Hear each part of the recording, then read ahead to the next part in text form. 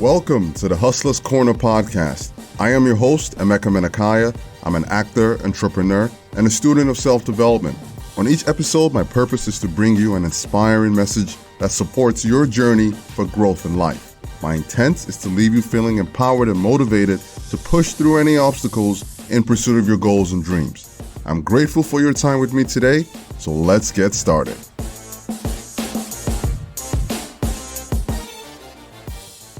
Welcome to episode 2 of the Hustler's Corner podcast. Thank you guys for being here with me today. I hope everyone is doing great and your week is off to a good start. I'm excited about today's episode. I'm going to get a bit personal with you guys and share a story from my past. I hope you will be able to draw meaning and value from it. So let's jump right in. We all face different forms of adversity throughout our lives.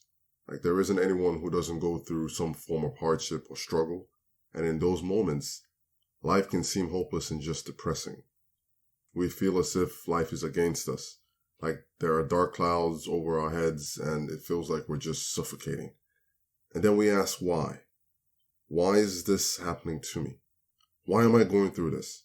What did I do to deserve this? We then compare our lives with others, and that never helps. You look at your friends who are happy and doing well and think, wow, why can't my life be like theirs? The truth is, you don't know what that person is going through or has gone through. Everyone has a story. But sometimes we don't think of that. We're too consumed in our own current state of unhappiness, and that can affect other areas of our lives, unless we change our approach to how we deal with our adversities and struggles. We must change how we look at our obstacles, how we perceive them, because that will in turn determine how we respond and not react to them. So on today's episode, I will be talking about willpower, and I'll share some of the things that I believe we can do to help change our perspective when facing obstacles and what we can do to overcome them. Now, I've had my share of struggles. I've had several moments of despair and uncertainty in my life, which caused me to have anxiety and worry, to the point where I got put on blood pressure medication at the age of 23. Yeah, which looking back now was completely unnecessary. I'll share a story with you guys. I used to live in the U.S. I lived in Dallas, Texas for 11 years. During my time in Texas, I went to school with my older brother, Uzo, at the University of Texas at Arlington in the Dallas-Fort Worth area. Shout out to UT Arlington, by the way. Now, as an international student, I couldn't afford to pay for my tuition. Before leaving Nigeria in 2002, I knew my parents couldn't afford it either. But I just had this belief that once I got to the States, I would figure things out. Once we arrived, somehow, some way, God would make things work. I would just have to figure something out. Now, during my time at UT Arlington, I constantly worried about not being able to pay tuition and being out of status if I wasn't enrolled in school, which could have easily led to deportation. I had to get creative. So to make sure I was enrolled in school for that semester, I would wait till the last day to register for classes. And I would go to the bursar's office at about 4:50 p.m. because they closed at 5 p.m. And I would give them a check for my tuition. Now, I knew that there was no money in my account. I knew the check would eventually bounce, but I also knew that once they took that check, in the system it would show that I was enrolled for that semester, which would mean that I could attend classes and not be out of status and face deportation. I would then have the entire semester to figure out how to pay off my tuition, working multiple jobs on campus and off campus at times, which was illegal, and if I got caught, I would have been deported, because I didn't have a work permit to work off campus. Now, I did all this while trying to maintain my grades to be eligible to even enroll for class for the next semester.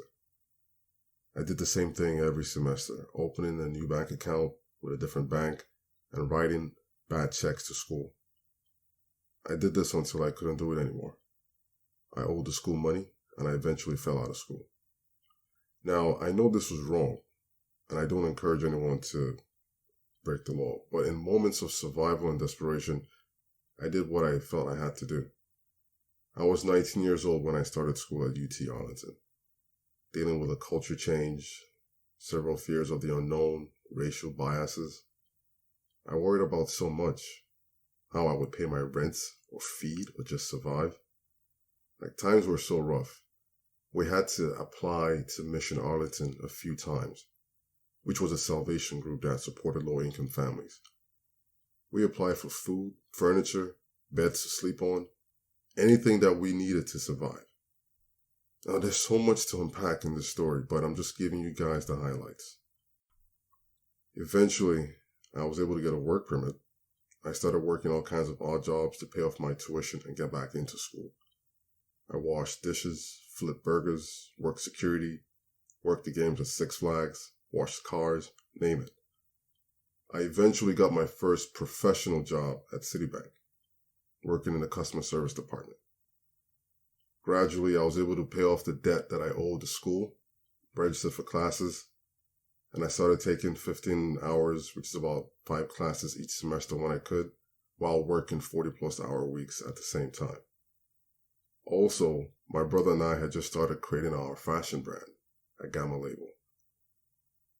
I eventually graduated with a degree in business management in 2010, 8 years later, fulfilling my initial purpose of coming to the U.S.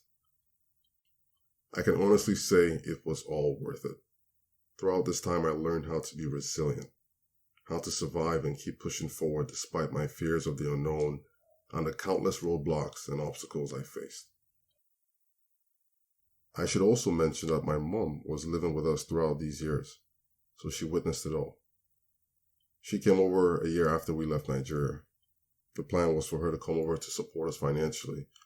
She was a pharmacist back home, so the plan was she would come to the U.S., write and pass the pharmacy board exam, and start working as a pharmacist in the States. Now, unfortunately, things didn't go as planned.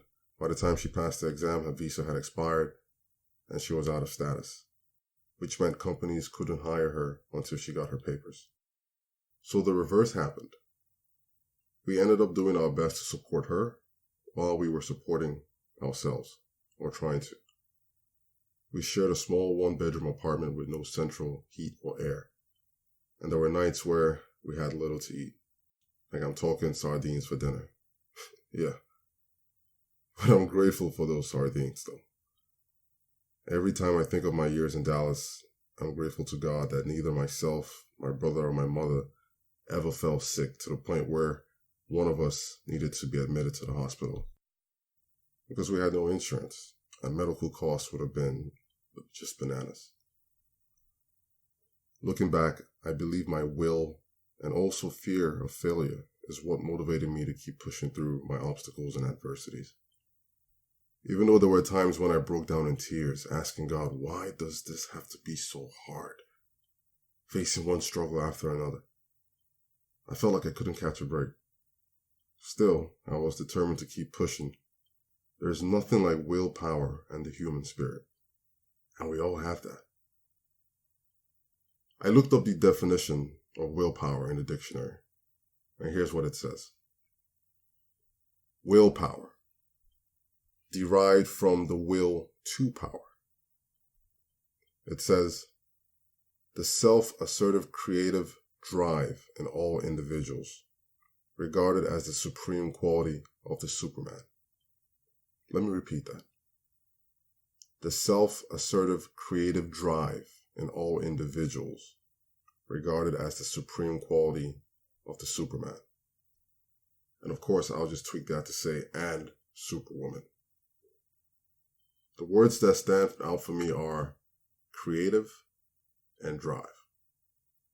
So, what are some of the things we can do when faced with obstacles and adversity? I have a few tips that I'm going to share with you guys. First of all, number 1, change your perspective. First, let's change the way we look at our obstacles. Instead of looking at them as roadblocks in life, we can look at them as opportunities for growth by asking ourselves, what am I meant to learn from this situation? What is life? What is the universe trying to teach me? This allows us to take a step back and look at the obstacle as an opportunity to show up and be great in the midst of our struggles. You can ask, why is this happening to me? Well, why not? Who else should it happen to? Do you have suggestions? Why not you? God cannot give you more than you can handle. So you have to remind yourself that you are a conqueror and that you have the power to overcome anything life throws at you, because you do. So start by changing the lens with which you used to view your obstacles and see them as opportunities to step up and manifest your greatness. The second thing that we can do is get creative. We can get creative when facing our obstacles, ladies and gentlemen. Look at the issue from a holistic point of view and ask yourself, okay, what is really the problem here? What can I do to resolve this? What steps can I take? Who can I talk to? By doing this, we are taking responsibility for our own problems. Brainstorm on the issue and make a plan of action with steps that you can execute on. You'll be amazed at just how resourceful you can be when faced with an obstacle or when your back is up against the wall. Francis of Assisi said, "Start by doing what's necessary, then do what's possible. And suddenly, you are doing what's impossible." I really like that. The third thing that we can also do is remain positive. You've got to remain positive on the outcome. You must know that regardless of what happens, you will be okay. What doesn't kill you makes you stronger. We've heard that before, right? You are still here today with wisdom and experience from all the past obstacles you've overcome. That's a testament to your will to succeed. When you adapt a positive mindset, you look at life with optimism, and that optimism will attract the right people to you. But if you think about it, most people don't want to be around negative people.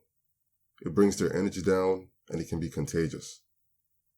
So remain positive and surround yourself with positive-minded people, folks that will support you and be honest with you at all times. So be grateful for your struggles, because you'll be able to appreciate the victory even more later. Steel sharpens steel, ladies and gentlemen, and we are adamantium strong. Best believe that. Now, the other thing that we can do is, or we must do, is trust the process. You've got to trust the process. On your journey in life, you will never not be faced with challenges and struggles, but you must accept that it's all part of the process of life. Accept that it's going to be hard, and through that acceptance, you'll be able to find the peace even in the midst of your struggles. It won't be easy, but that's okay, because you are built for this.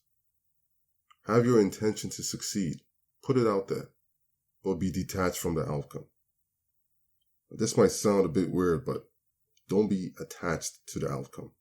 Because when you're attached, and if things don't go as planned, you get upset and view the situation as an obstacle because the outcome wasn't what you wanted.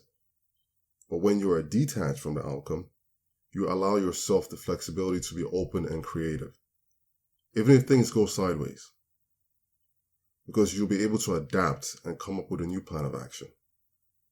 So remember to trust the process and be patient with yourself. Now, I'm going to close on this note. You have greatness within you. Deep inside your being lies the will and power to overcome anything life throws at you. Through hard work and hustle, through determination and the intention to succeed, you can be anything you want to be. I shared with you a period in my life where I faced obstacles, but I know that there are tons of people who had it way worse than I did. I didn't see clearly then, but in hindsight, I'm grateful for my struggles, because they have helped shape me into the man that I have become today. So whatever you're going through right now, please keep your head up. Don't give up. You can make it through. I'm encouraging you to keep pushing. If it's hard, so what? You can handle it. I'm here to remind you that you are kings and queens, and that you are more powerful than you know. Remember that. Hey guys, I want to thank you for being with me today on the Hustler's Corner podcast. If you like what you heard, please share this episode with at least 3 to 5 people or anyone you think needs to hear it. If you would like to get the show notes from today's episode, you can go to the website www.thehustlerscorner.com and click on the episode tab at the top of the page. Make sure you check out next week's episode, I hope you have a blessed week, and let's continue to grow, inspire, and support each other. Thank you, and one love.